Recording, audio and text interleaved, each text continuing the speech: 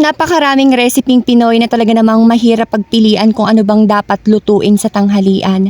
Pero naisipan namin na magluto ng ginisang tahong kasi talaga namang napaka-espesyal nito na talaga namang napakasarap.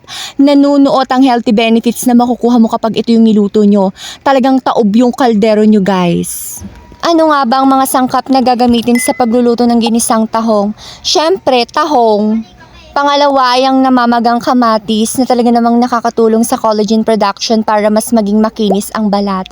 At syempre ang bawang sibuyas at luya na talaga namang gamit na gamit sa pagigisa kasi nakakatulong ito para mas maging mabango ang niluluto.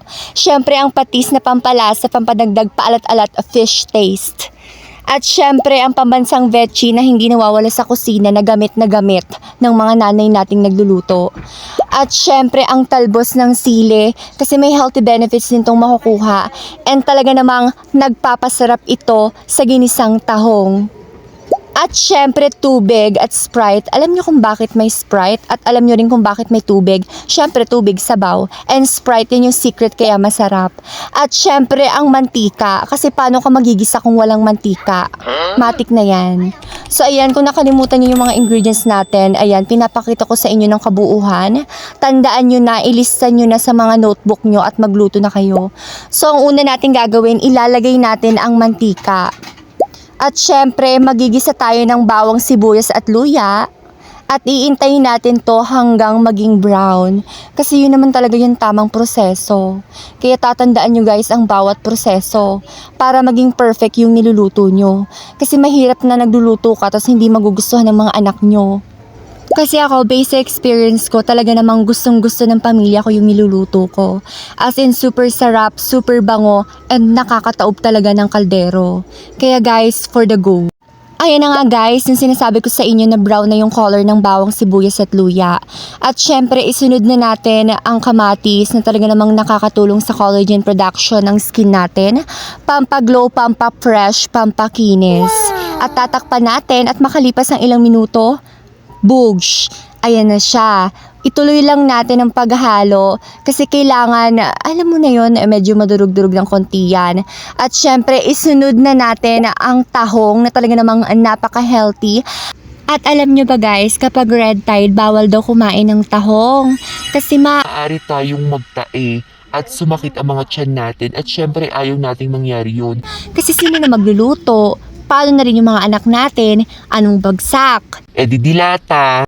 So ayan guys, tuloy-tuloy lang sa paghalo at ilagay na natin ang Sprite. Ayan yung sekreto natin kung bakit ang sarap ng sabaw ng ginisang tahong. Yan guys yung sekreto kaya wag nyong kakalimutan sa ingredients yan. Tatandaan nyo yan. At syempre wag natin kakalimutan ang fish sauce, pampadagdag sa lasa, pampasarap, at syempre pampadagdag aroma. At syempre makalipas ng ilang minutong paghihintay, i-check na natin ang tahong. Ayan guys, bukang-buka na siya and syempre kumakatas na yung bawang sibuyas, luya at kamatis na nilagay natin sa ginisang tahong. At syempre maglalagay na tayo ng tubig para magkasabaw yung ginisang tahong natin. Kasi yan yung nagpapalasa sa kanin natin. Kumbaga yan yung alam mo na yon, yung talagang nanunuot yung sarap ng ginisang tahong kasi nga nandiyan na lahat ng ingredients. 'Di ba guys? So ayan guys, tatandaan nyo yung bawat proseso natin para ma-perfect nyo ang paggisa ng tahong. Then maglalagay na tayo ng vetchin kasi pampadagdag sa lasa yan, hindi yan nawawala sa kusina. Gamit na gamit ng mga nanay natin yan at syempre gamit na gamit ko bilang anak. Kasi alam nyo yun guys, Passion ko talaga magluto kahit minsan lang. makalipas ng ilang minutong paghihintay, i-check natin ulit ang ginisang tahong at kitang-kita nyo naman na nanunuot na yung mga ingredients natin sa sabaw at talaga namang buka na yung mga tahong natin. And syempre, dyan natin malalaman na napaka-fresh ang nabili nating tahong sa palengke. Na talaga namang generous na kinuha ng tindera o tindero ang mga tahong na binili natin. At syempre, makalipas ang ilang minutong paghihintay, tingnan natin ang ginigisa nating tahong at isusunod na natin ang talbos ng sili. Syempre, alam naman natin sa mga niluluto natin, madalas talaga nasa hulihan ng mga talbos kasi ito yung madaling maluto or malambot kaagad. So, ayan na nga, ang ginisang tahong na napakasarap, nakakataob ng kaldero, nakakasira ng diet, pero at least healthy at busog na busog ang bawat parte ng pamilya.